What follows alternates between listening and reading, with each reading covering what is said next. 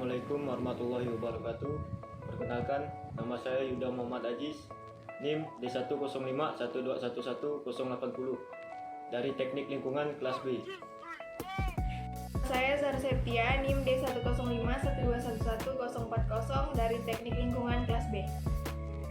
Nama saya Antika dengan NIM D10512111033 dari Teknik Lingkungan kelas B.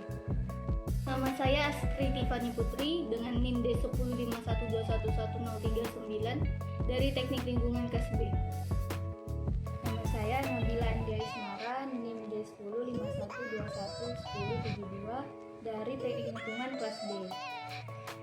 Saya Siti Memana dengan NIM 10512111028 dari Teknik Lingkungan kelas B.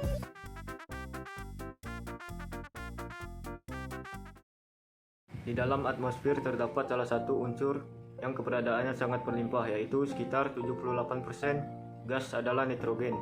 Selain oksigen dan unsur kimia lainnya, nitrogen merupakan unsur kimia yang juga penting bagi makhluk hidup. Kandungan nitrogen dipastikan ada dalam setiap tubuh makhluk hidup, misalnya pada zat penyusun kehidupan atau asam amino juga tersusun dari unsur nitrogen. Pada dasarnya, tumbuhan tidak dapat memanfaatkan unsur nitrogen secara langsung.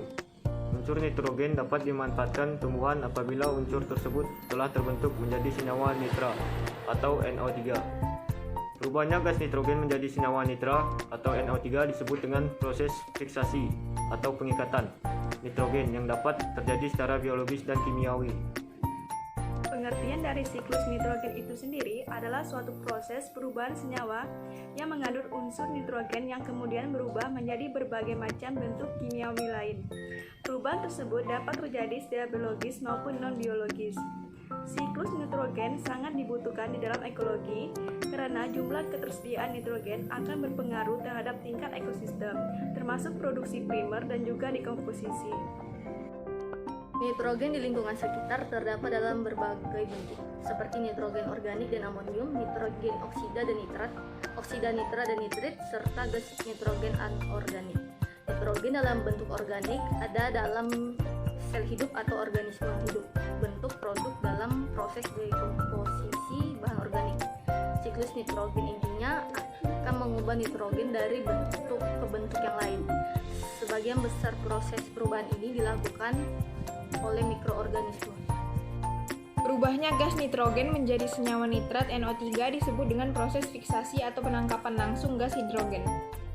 Gas nitrogen di udara ditangkap oleh berbagai bakteri dan diubah menjadi asam amino, senyawa penyusun protein yang ada di dalam tubuh makhluk hidup. Senyawa yang dihasilkan oleh bakteri tadi dapat diserap oleh tanaman dan tanaman dimakan oleh hewan termasuk kita manusia. Ketika hewan dan tumbuhan mati, protein dalam tubuhnya diurai oleh bakteri pengurai menjadi NH3 atau amonia. Amonia ini larut dalam air dan berubah menjadi NH4+ atau amonium. Lewat proses nitrifikasi amonium berubah menjadi nitrit dan nitrat. Kedua senyawa ini dapat diserap oleh tanaman atau dapat berubah menjadi gas N2 dengan bantuan bakteri denitrifikasi. Proses ini terus berulang hingga membentuk suatu siklus. Contoh siklus nitrogen secara tanpa kita sadari terjadi di sekitar kita, seperti pertumbuhan tanaman memerlukan nitrogen dari dalam tanah yang diserap melalui akar. Nitrogen ini tersedia dalam bentuk ion nitrogen. Selanjutnya akan direduksi oleh tanaman menjadi ion nitrit. Kemudian ion nitrit diolah menjadi amonium ion yang masuk ke dalam asam amino atau nuklea menuju klorofil. Contoh lainnya adalah saat makhluk hidup mati, baik itu tumbuhan, hewan, atau manusia, serta termasuk kotoran makhluk hidup akan melepaskan nitrogen organik. Nitrogen ini akan dikonversi oleh bakteri menjadi amonium. Proses ini disebut dengan mineralisasi. Mungkin sekian video dari kami. Mohon maaf apabila terdapat kesalahan dan kekurangan. Wassalamualaikum warahmatullahi wabarakatuh.